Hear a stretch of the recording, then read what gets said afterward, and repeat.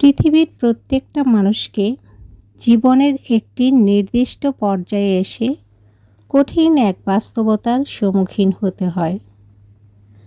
চাইলেও সে এই বাস্তবতাকে উপেক্ষা করতে পারে না।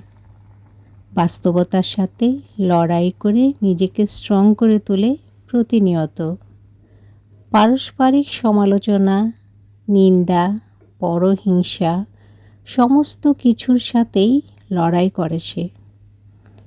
প্রকৃতির নিয়ম অনুযায়ী কঠিন সময়েও তার পাশে কেউ থাকে না। একা একা লড়াই করতে করতে হয়তো কোনো একদিন সেই মানুষটি পৌঁছে যায় তার স্বপ্নের জগতে।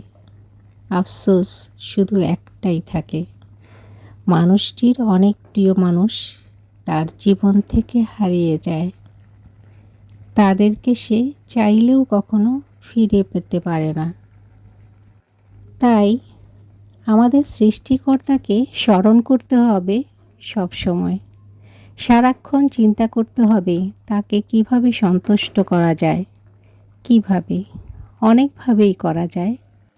যে যেভাবে সৃষ্টিকর্তাকে পারে সন্তুষ্ট করার চেষ্টা করে। আমি আমার মতো করে চিন্তা করে কাজ করি, অপরের সাথে তা নাও মিলতে পারে।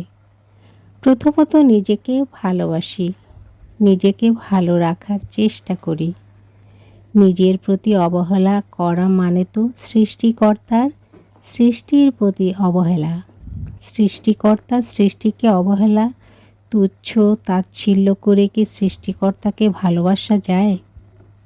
নিজেকে ভালোবাসার সাথে যা জড়িত তা হলো আমার চারপাশ জুড়ে যা কিছু, তার সব কিছুকে ভালোবাসা, যত্ন করা। চারপাশের মানুষ, প্রকৃতি, সব কিছুই।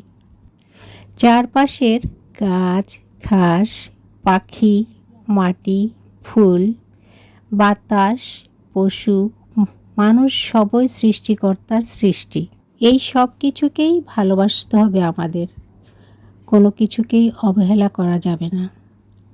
এদের প্রতি শ্রদ্ধাশীল, যত্নবান হলে স্রষ্টাকে ভালোবাসা হবে।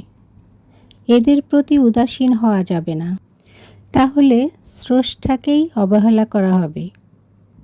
আমি যদি আমার চারপাশের সব সম্পর্কগুলোকে শ্রদ্ধা করি, যত্নশীল হই, আমি মনে করি আমি সৃষ্টিকর্তাকে ভালোবাসলাম।